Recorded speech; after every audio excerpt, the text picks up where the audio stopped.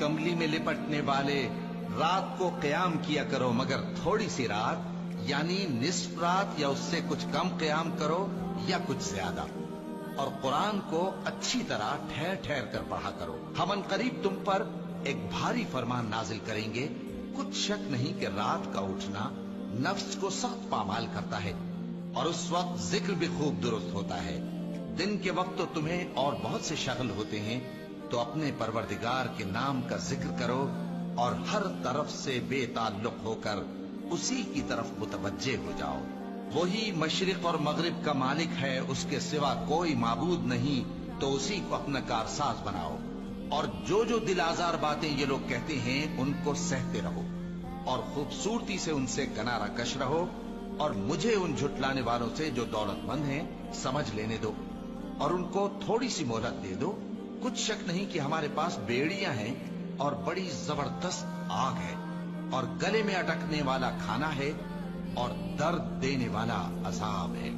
जिस दिन जमीन और पहाड़ कांपने लगे और पहाड़ ऐसे भुरभुरे हो जाएंगे जैसे रेत के टीले, ए अहले मक्का, जिस तरह हमने फिरौन के पास मूसा को पैगंबर बनाकर भेजा था, उसी तरह तुम्हारे पास भी मोहम्मद सल्लल्लाहु अलैहि वसल्लम एक रसूल भेजे हैं जो तुम्हारे मुकाबले में गवाह होंगे। सो फिरौन ने हमारे पैगंबर का कहा न माना तो हमने उसको बड़े दर्दनाक अंदाज से पकड़ लिया।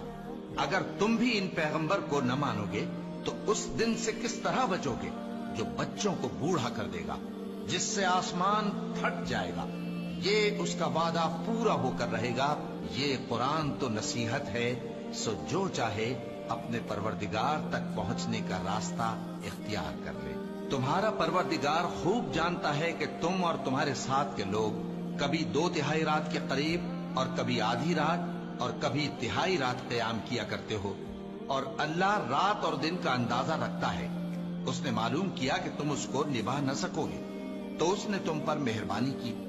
बस जितना आसानी से हो सके उतना कुरान पढ़ लिया करो। उसने जाना कि तुम में बाज बीमार भी होंगे और बाज अल्लाह के फजल यानी माश की तलाश में मुल्क में सफर करेंगे और बाज अल्लाह की राह में लड़ेंगे।